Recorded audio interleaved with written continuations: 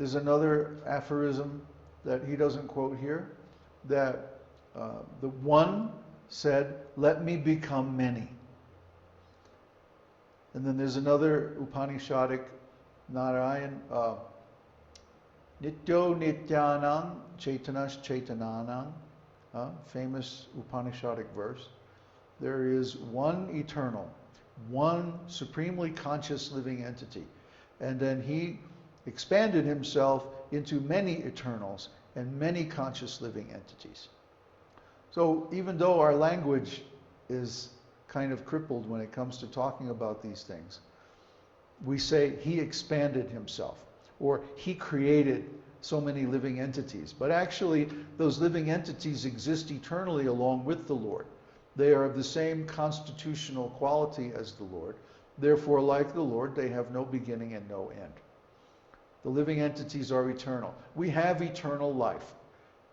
We don't have to go through something to get eternal life. We already have it.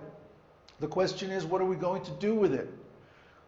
The problem is, most people in the material world are misusing their eternal existence for some temporary activities, some temporary goals.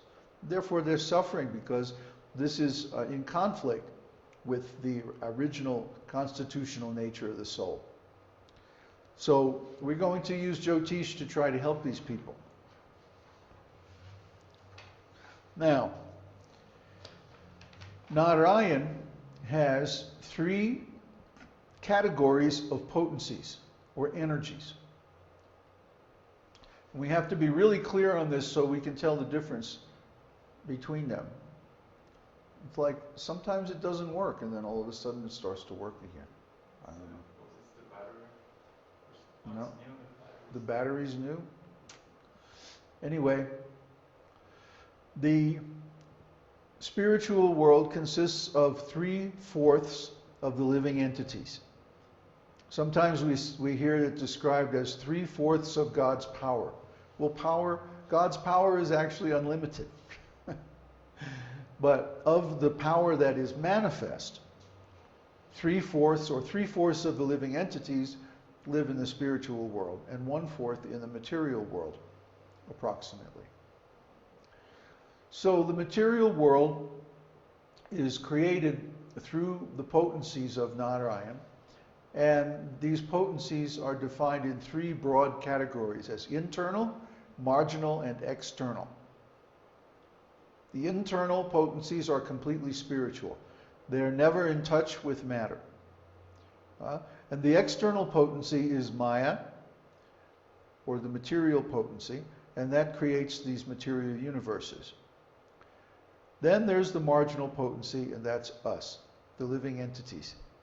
And we have the choice, being marginal. Marginal means on the border. Tatashta. Tatashta means actually on the borderline. Like when you have a river, on the bank of the river there's a place where it's neither the shore nor the water. That's called Tatashta. Just like there's a time when the sun is rising or setting, when it's neither day nor night. That's the Tatashta, or the border. It's neither one nor the other. So we're neither internal nor external, we're in between. And the Tatashta Shakti is emanated by Lord Narayan also, because he is also on the borderline, in between the material and spiritual creations.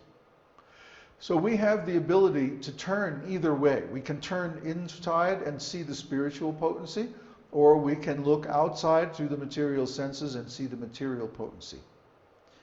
Now, all those potencies are God's energy. The difference is our energy is primarily spiritual. So when we look outside through the material senses, we see so many things that are inharmonious with our real nature. But when we look inside in the spiritual world, everything is wonderful, everything is beautiful, everything is connected with our original nature and our original identity.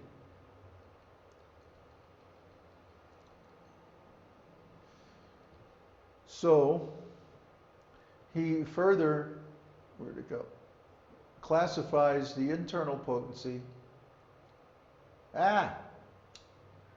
telling you, this thing is not very good. It's not as good as the other one. Tends to get stuck. Yes, please.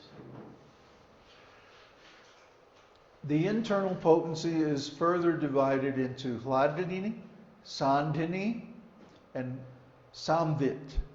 We hear about Sat Chit Ananda. Sat Chit Ananda, the qualities of the Supreme Lord as eternal existence, complete knowledge, and perfect bliss, are derived from these three potencies.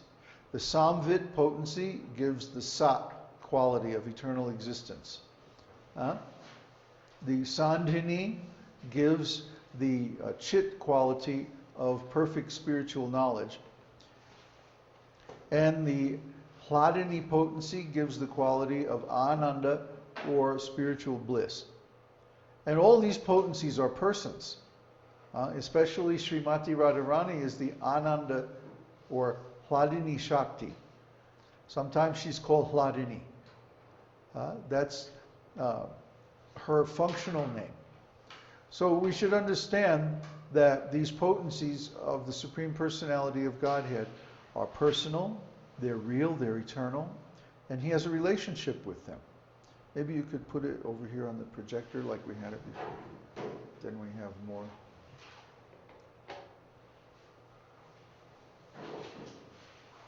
I don't know, for some reason it's freezing up. See that?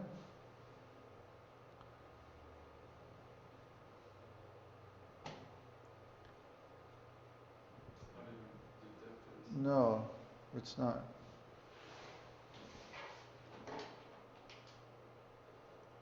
Is it going to reconnect?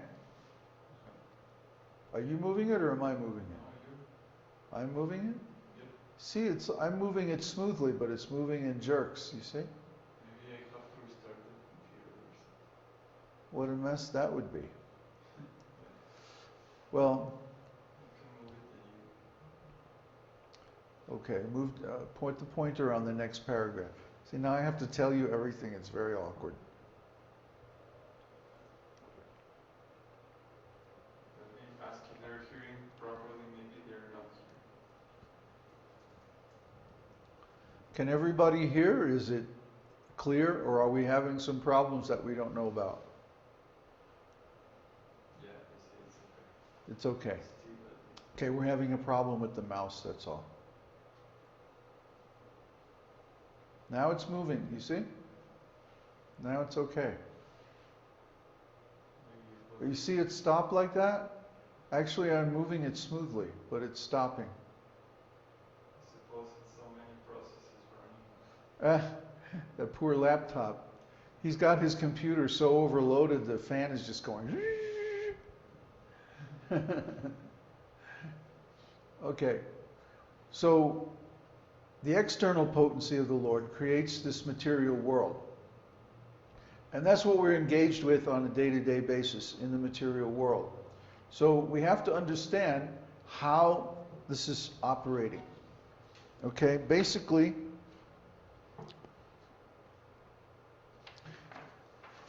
the material existence operates through the function of false ego.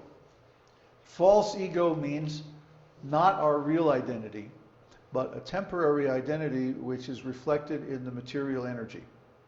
I am Mr. So-and-so. I am a member of this such and such family.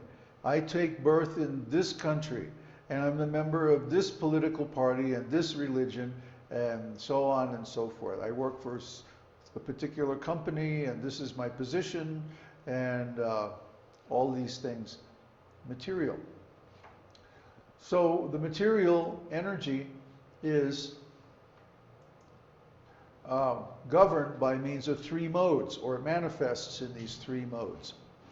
And we went over those three modes yesterday, in our last session. So goodness, passion, and ignorance give us elevation, or stay the same, or we become degraded, respectively. If we engage in passion and ignorance, then we become contaminated and degraded, then we have to take another birth in this material world. But if we can transfer our activities to the mode of goodness, then we become elevated and we actually become eligible for liberation. So the process of devotional service is beyond these three modes because it's eternal. Anything eternal is actually spiritual. People don't understand the distinction between material and spiritual is simply the distinction between temporary and eternal activities and existences.